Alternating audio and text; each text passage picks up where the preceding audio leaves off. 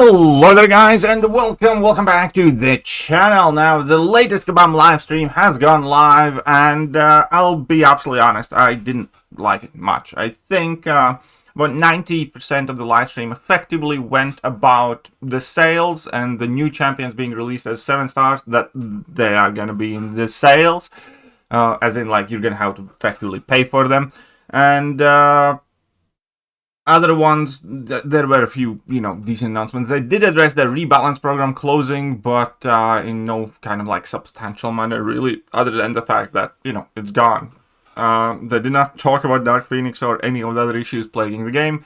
And I personally kind of had an issue that Kabam is effectively pretending that it's business as usual when it obviously isn't. And it was slightly frustrating to see, quite honestly. But let's move on to all the new and crazy things coming to the game. So there's nothing new or crazy coming to the game. We do have Founders War Saga carrying on. Obviously, we are still chasing Stealth Suit Spider-Man. We have Little Symbiote. Incursion Sound. Now, the November boost is going to be a 35% endurance passive when the dormant virus expires while it's active. Each time the virus activates, they gain 15% of missing health as adrenaline and 15% passive fury for 5 seconds. So that's going to be a bit different, kind of like bonus from the saga there. And we have the Battlegrounds tier, Season 33, that we already knew. Battlegrounds store update, now that was a nice new little surprise. So decreased cost and increased quantities for Tier 6 Basic, Tier 3 Alpha and stuff like that. Tier 4 Alpha as well. Hopefully new items, Tier 7 Basic Catalyst Fragments, 7-star Generic 6 Stones, and Tier 3 Class Alloys.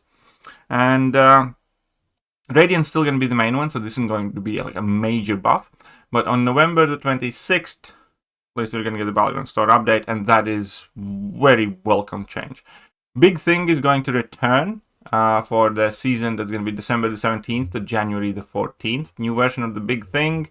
So it's the One Fight Alliance Wars, basically, and there's going to be new solo objectives, and Kabam has effectively decided that throughout the holidays, instead of no war at all, they're going to be bringing back the Big Thing, which is the one fight, like one raids type of fight, effectively. And I know a lot of people love this, so I'm not going to say anything bad about it. I think it's fine. No major issue here with me. And then we have Alliance War Encounter Showcase that is gonna feature Fantastic and Frightful Tactic as its main, as well as the Saga Champion Showcase. So for those two, we do have some Tier 7 Basic Fragments. So basically in total, you here get half a Tier 7 Basic, some 6 Stones, few Titan Shards, some Awakening Gem Shards, as well as some Minion Crystals and Invade Essence. Saga Champion Showcase doesn't have as luxurious rewards. They still do the 4 to 5 6-star rank up gems, but fair enough. It's still kind of one of those things that you can kind of slog through. It gives you some 7-star 6 stones at the very least, and a wee bit of Tier 7 Basic Fragments. Founders War Incursions. So this is going to be the regular Saga Incursions. Here we can see the rewards for them, as well as a little bit of Tier 7 Basic Fragments, Tier 4 Alpha, 10 Minion Crystals, Invade Essence, Generic 7-star 1 to 2 Gem, and 15 6-stone Crystals. And this is up until Zone 15 only. This I genuinely typically do like. This is quite good time and quite enjoyable. So that is going to start on December the 3rd. Which is technically again in December, but it is going to start before the next update, so that's why it is listed here. Founders War Incursions, afterwards are going to come, rotate some new buffs. Though this is something kind of interesting, and I look forward to testing this out. So this is going to be the new side quest, basically, new side quest format, which is the Towers format. Launching on November the 12th, brand new meta event format inspired by other tower climb formats. Time attack style gameplay. If you run out of time, just hit retry. If you die, just hit retry. Vanilla fights focused on speed. And effectively the way it's going to work is that you're going to have to consistently change and adjust your champions and see how kind of far you can get and whether you can climb that tower. So it's a timed mission. You have 60 seconds to effectively beat up your opponent. So I'm going to quickly fast forward through this fight itself. And if you do succeed, great, you move on to the next fight, and then you need to change the champion. So you need to, select a different champion. It's going to be fairly vanilla fights, which again I kind of do like. And then if you do die, you can just tap on the retry button, and you don't need to revive or anything. You're just going to be back in there with full health, and you can have a go again. And if the time runs out, it's effectively the same thing. You get Furies for intercepting, but even if the time does run out, you can just do again. And if you can't beat it, you can just quit out, and entry tickets will apparently be consumed only upon the completion. So I do very much look forward to it. This is like the more interesting thing from the stream, honestly. Then we do have the Deadpool's mini tour maze, which is going to be another mini side quest type thing that got portal to a quest lane. It's basically going to be a Rift-ish type of event. So from the December 3rd to the December 10th. Again, technically in December, but prior to the next update. So, sure. And now we do have the Spider-Man, the Mystic Spider-Man number 2, Pavitr. And the way he's going to work, it is going to be making opponent run across your webs. So when you start the fight, there are webs at each of the corners and the middle of the map. You basically need to make sure that the opponent crosses those webs in order to place those buffs on the opponent. And then the one thing that I really did not like in the gameplay is that you do need to wait basically that the opponent dashes in at you, and then you need to dex and then special. Basically, you kind of need opponent dashing at you, and that with the current AI could be quite annoying. But obviously, as a New Age Mystic champion, he is made to counter Serpent and Dark Phoenix by the looks of it, at the very least. And we'll see how good. That's all I'm going to say. Is like, we'll see how well or poorly he does.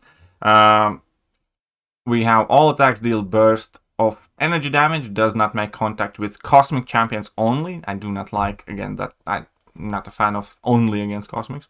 Summon 3 mystical webs on the field and start of each fight. Place spider seal buffs on opponent. Power steals the opponent when they gain a buff. Inflicts neutralize during opponent's specials. Marked passive on special 1. That's the one that lets you bypass the immortality. And special 2 consumes seal buffs for burst of damage. Looks fine. Not 100% sold on the champion yet, but again, it's very early days. We definitely do need way more information before we make any conclusions. It's going to be available on December the 11th in the pre-release bundles because he's also the track champion.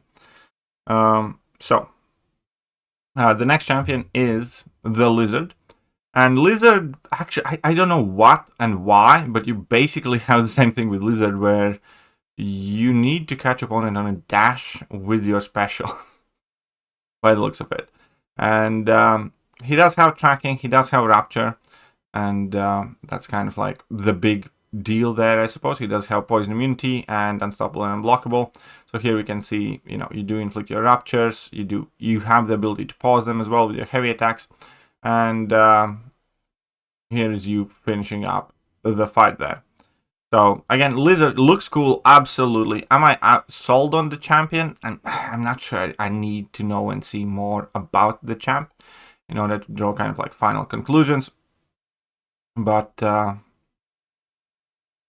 could be nice. In longer fights, here is a showcase where he goes for level 3 for a bigger burst, effectively. Here, with max ramp up.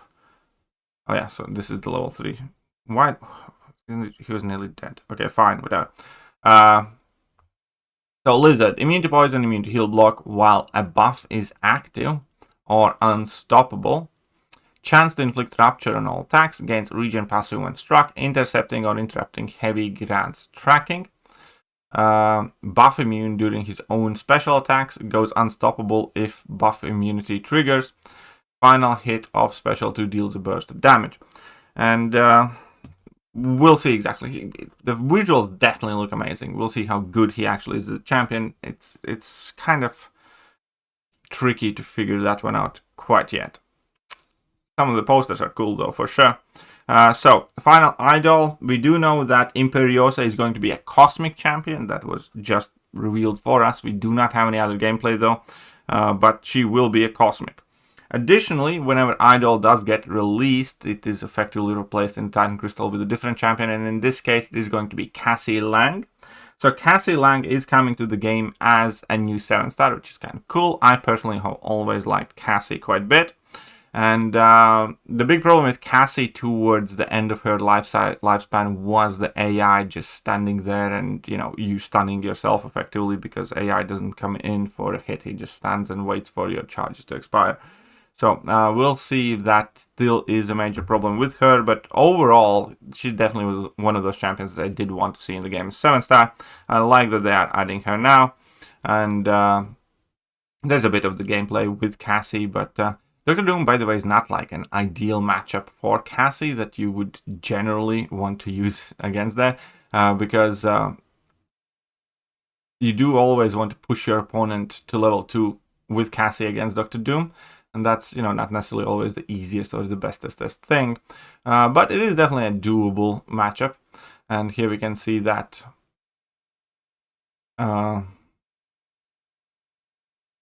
Dr.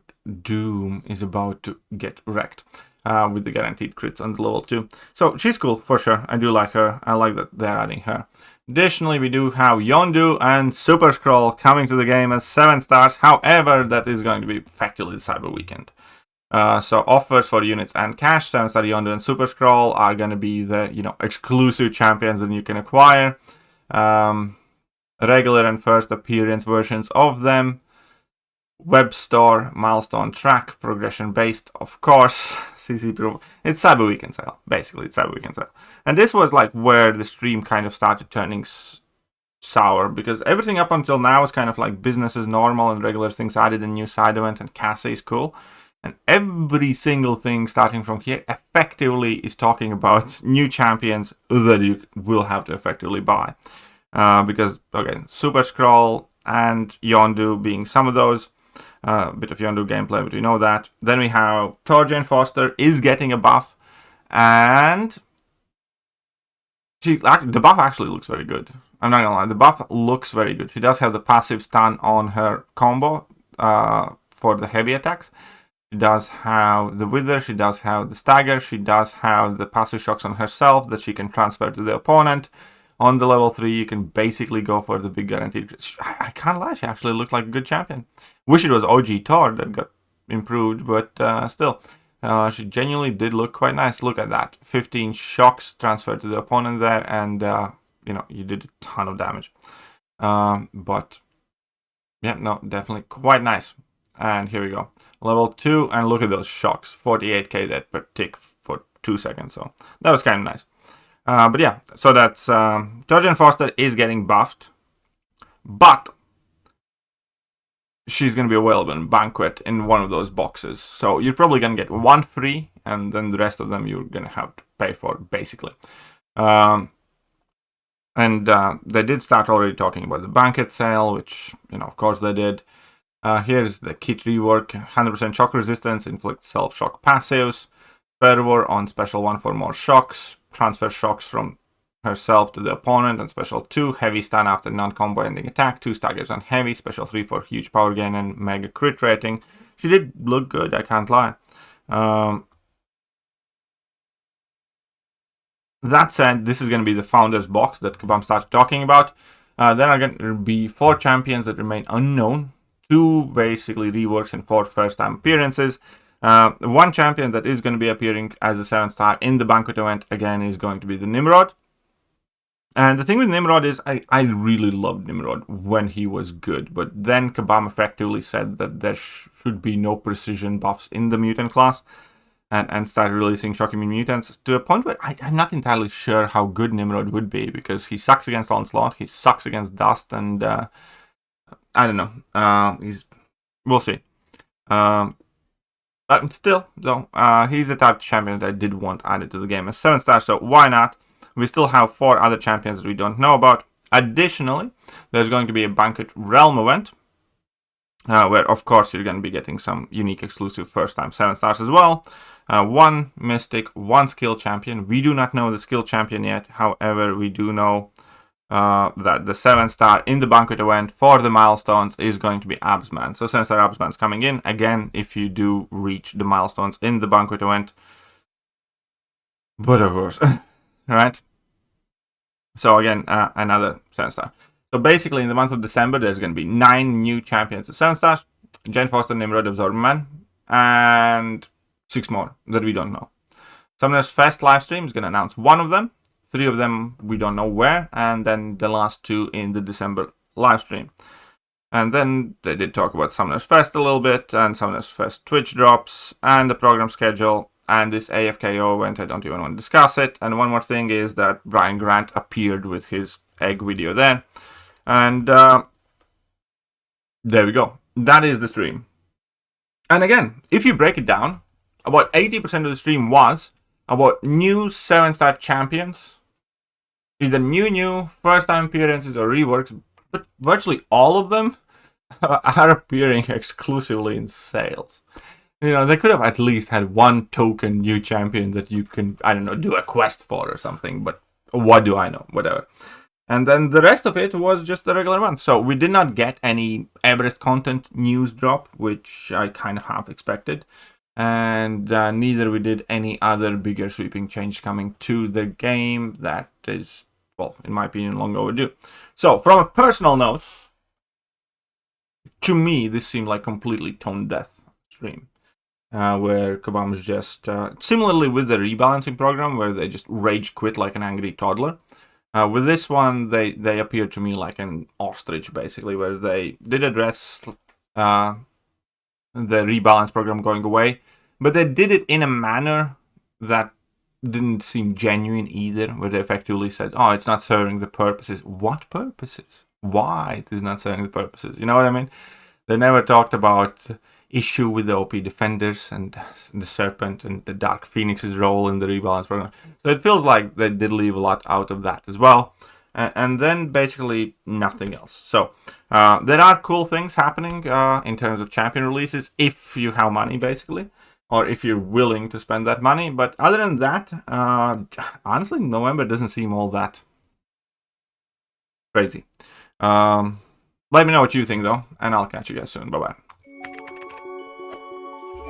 Hello there, guys, and welcome back to the channel. So we have all the information about